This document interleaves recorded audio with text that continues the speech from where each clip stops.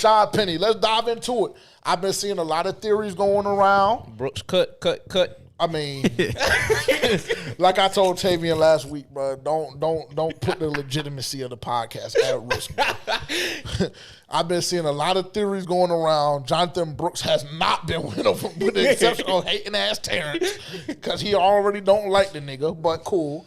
But there is somebody named Miles. There is somebody that's named Miles. And really, are these two separate topics, the Rashaad Penny and the roster, the depth chart, whatever? Nope. They're all together, right? Yep. I thought so. Okay, cool.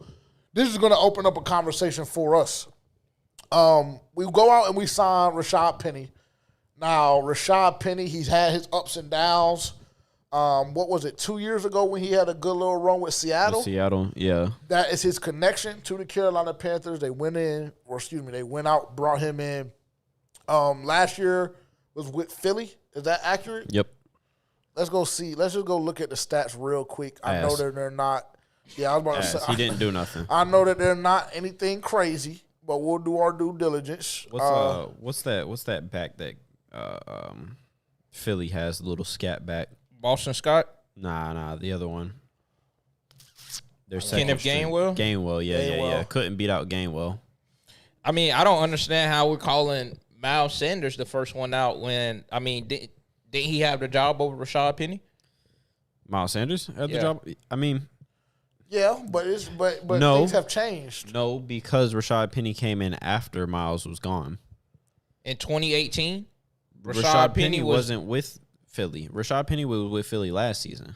Yeah, he was only with Philly. He was only with Philly last year. He was with Seattle originally. So he played in the first 5 years of his career from 2018 to 2022. And I know how to do math. The first 5 years of his career, he was with Seattle, and then he went to Philly after that. He only had played in 3 games, 11 carries for 33 yards. I mean, the year before that, where he did have juice, he had life. 2021 and 2022, it looked a lot better. In 21, he had 119 carries for 749 yards. He was averaging 6.3 yards a carry with 6 touchdowns. And then he had 57 carries for 346 yards, averaging 6.1 yards a carry and 2 touchdowns. So, I mean, it's not like it's not there. He was battling an injury last season, so we'll kind of right. He was coming off that knee injury in 2022 that he suffered. Yep. So that's kind of why you saw that big production dip, just like somebody else coming off a knee injury. I'm just not buying Brooks? it, bro. Let's be serious. I just failed to see what he can do, like what dynamic he brings than already what we don't have. We already have everything that he brings. Camp body. And I mean, he is an agent. So. He's an agent running back. You know, their shelf lives isn't high, and I just don't see him beating out Jonathan Brooks. Obviously, I was trolling earlier. I don't see him beating out Jonathan Brooks, Miles Sanders, or Chuba Hubbard. I also don't even see him beating out Raheem Blackshear, because I think if anybody is gone, he would be the first. He will be gone before Miles. Would you like me to tell you what the depth chart looks like right now? And I didn't mean to cut you off. My apologies, but it low key tweaked me because I just pulled it up and seen the updated one. Source, ESPN. As of right now, ESPN is very, very early. We've done nothing. I think rookie minicamp starts, Thursday? Yeah. Or Friday? I think on like the 10th or something. Yeah, the 10th through the 12th. I think that's right. And we'll talk about that a little bit later on as well. Current depth chart at running back for the Carolina Panthers: Chuba Hubbard, Jonathan Brooks, Rashaad Penny as running back 3, Miles Sanders as running back 4. Raheem Blackshear is not even on it. That's a mistake. I think so too. Because I say this with all due respect and not on no dick-eating shit, nothing like that. Now, they do have Blackshear as kick returner 1, and they have Blackshear as punt returner 2.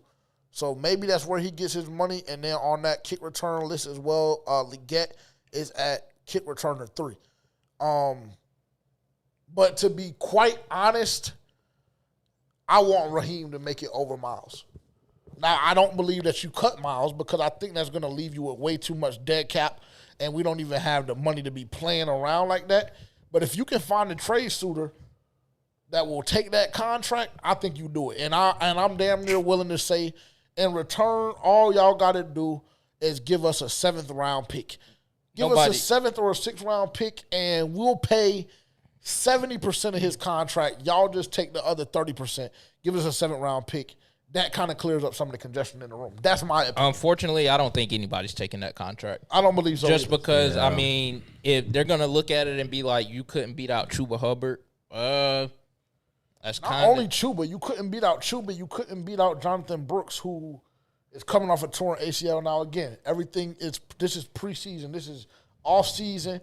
This is just what the depth chart is right now. Yeah, so I can't even give you that, honestly, in my analysis. Just because it's like we haven't seen them take any reps. We haven't seen, like, at least, you know, when we go to training camp, we'll have a better gauge of that, like, that competition. But, I mean, I think because I think if you were going to get off of Miles, then you would have done it when you got off of his boy, Staley.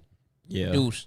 Yes. I think that would have been a perfect time to move off of Miles. So Miles will be RB3. I think this is honestly like I hate to say it, but like a pointless conversation because this is a pit stop for Rashaad Penny. You're going to be in, and by the time 53 mans come out, you're going to be right back out the door. I hate to tell you. You just don't got enough to beat out the other 3 backs that are in front of you.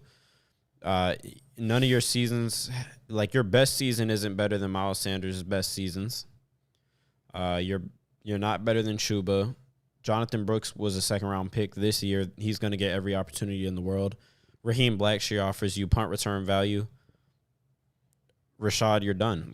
He doesn't bring anything to the team to separate himself from those other guys. Yeah, you're beat. Yeah, I just hate to say you're beat. He's a more physical back. You're there. He's not more physical than Chuba. Yeah, I don't know if that's true. I don't know if that's true. And I don't even know if Penny is really a super physical back. Like, when I think of a physical running back, I do not think Rashaad Penny. I mean, who do you think? Derrick Henry. I mean, are we being for real? It's okay, bro. Is that not a physical back? Yeah, but like I mean, think come Deontay on, bro. Foreman. Yeah, I was about to say that's more comparable, and I think Deontay Foreman is more physical. Okay, so we're talking about the most physical backs in the league, but I'm saying he's a more physical back than what's currently in that room. But I even think Chuba Hubbard. Yeah, I think Chuba is more physical than him. I think he can offer just as much or more than Rashaad Penny. I mean, because he can offer more. We seen Chuba definitely for sure can offer more. We definitely seen him progress a lot more over the past couple of years, falling forward for yards at the contact. Like, I mean, if that's all Rashaad Penny is being brought in to do, then what's the point? Yeah, I mean, like I said, this is just a pit stop for Rashaad Penny. He won't make the 53. And unfortunately, I think the only person he would beat out would be your boy. Raheem. Yeah, unfortunately. Yeah. And he won't even do that because he doesn't provide any special teams value. Because if you ask me, Raheem has a leg up on him. We have a lot of special teams guys because Leggett, they already talked about him potentially doing some stuff. ISM, Michael, what's his last name? Stratton. Yeah, he offers some special teams pop as well. He was doing a lot of special team stuff in the off season. Yeah, for sure. So I don't know. I did. I saw a lot of now that the tone within the fan base was excitement for Rashaad Penny. I don't know why. I don't know why. I've seen it on Twitter a high right now. I don't know if that's necessarily the case, bro. I from what I've seen from Panthers Twitter, and that's where I always say, because that's where I'm always at as it pertains to. We used to be in the Facebook groups too, but then y'all kind of just started getting just. It was too much, bro. Yeah, for sure. So Panthers Twitter right now is about 50-50. I see a lot of people that are very, very skeptical, but I do see a lot of optimism starting to, flow through our veins once again. Because, of course, it's that time of season. So, you know how it goes.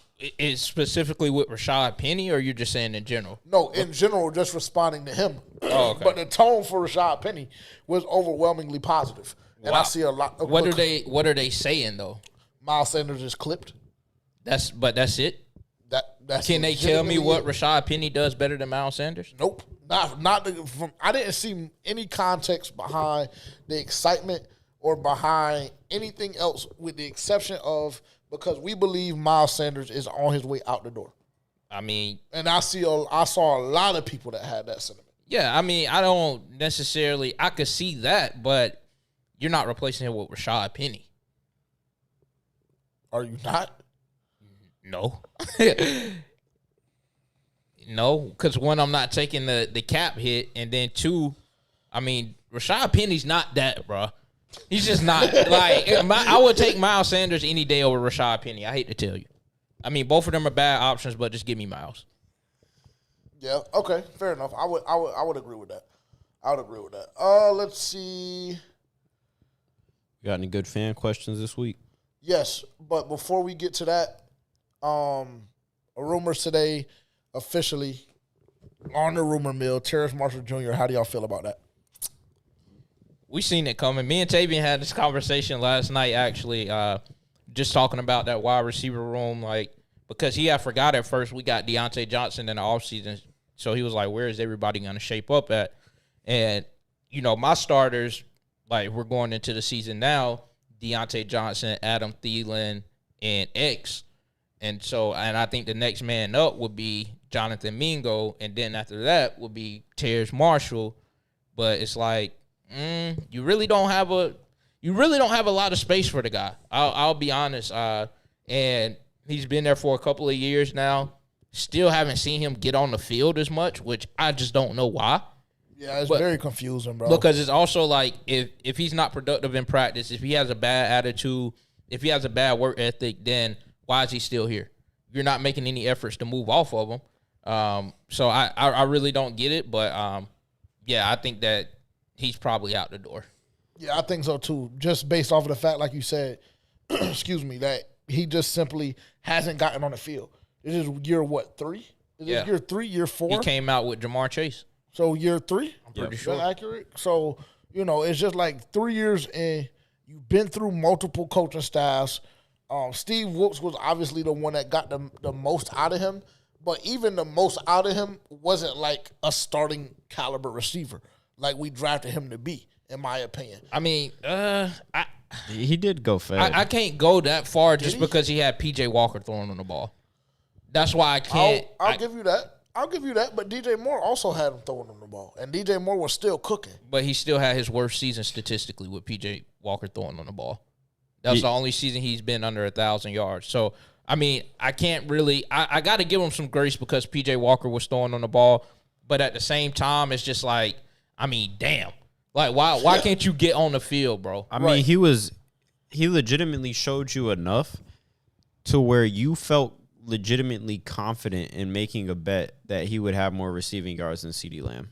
But let's not forget where you were at after what he showed you. So, like, that's not off. I don't think that was off of what he showed me. It was off of more so me having the understanding that Adam Thielen ain't about to be wide receiver 1. But you believe, irregardless, like why you thought that you thought he had the potential to be wide receiver 1. Yeah, I mean, but just know, 2022 he had 28 catches for 480 yards. And what was that split coming down the stretch though, when he actually got playing time and was not off of, you know, when Matt Rule got out the door? I don't know. So we'd have to dive into the numbers a little bit deeper, but I mean. Yeah, we legitimately had this conversation last night because I was like, who's the odd man out? I was like, would it be Mingo or would it be TMJ? Because they both kind of they're similar builds, similar play style. There's not really much room. Neither of them are going to be 1, 2, 3. No, so absolutely. They're going to be 4, so they're battling for that 4 spot, and then you throw ISM in there, who legitimately could beat one of them out. Jalen Croker, yeah, a lot of people have been gassed up on him too. So, you know, I don't want to say this real quick because he said that you have TMJ at 5th, the 5th receiver at best. And I think ISM will clip him. That's just me personally. Maybe that's just a personal thing. I think ISM will clip TMJ. It's possible. Wholeheartedly, though, I think it's the best move for both teams. The Bills need receivers. The Panthers need to move off of TMJ. It hasn't worked. You drafted him as a project. You drafted him because of the potential for his upside. He hasn't really found a rhythm in Carolina with any of the coaching staffs. I would love to see him go fed in Buffalo, though. I legitimately just want to see what he can do. because we haven't seen it. I mean, we've seen a splash of it for like 2 games, but we really haven't seen like what he can do when he gets valuable minutes. So I just want to see what the fuck he can do. Right, you pair him with the Keon Coleman and with Josh Allen throwing them the ball, could be fun. Yeah, could be fun. Interesting. I don't know. Training camp is going to be a blast this year. I do know that because it's a lot of things that I need to see. I wonder how the coach is going to take it. Like, is he going to be on that weirdo stuff where he tries to hide the players on the other opposite field, or is he actually going to let the fans be involved? I haven't been to their practice field in Charlotte, so I don't really know how it's set up. That is true. That's but they do have different. Just off videos. They have like a big ass like covering, like not dome over it, but like to block the spectators from looking. Hopefully, it's not the same. They took that down. Okay. The blow up little inflatable joint. Not the inflatable thing, but I'm saying like they have like their fence is high enough on the back, and they have like the little Panthers like paper with the on tree line and all of that. So it's kind of hard to see unless they take that down.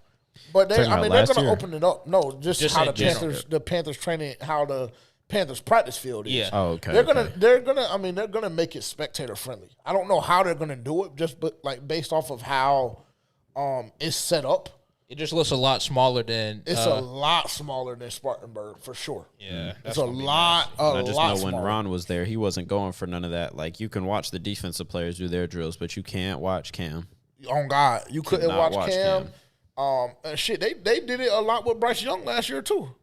Their offense was away. But they put them in front of us way more than they did. I thought we talked to somebody and they said they do it to preserve the field. Well, they do. They switch. So they have to alternate. Some days they'll put them close. Some days that's what they. Yeah. But I just know, like in years past, there was no preserving the field. Offense was always opposite. That's very true. That is very true.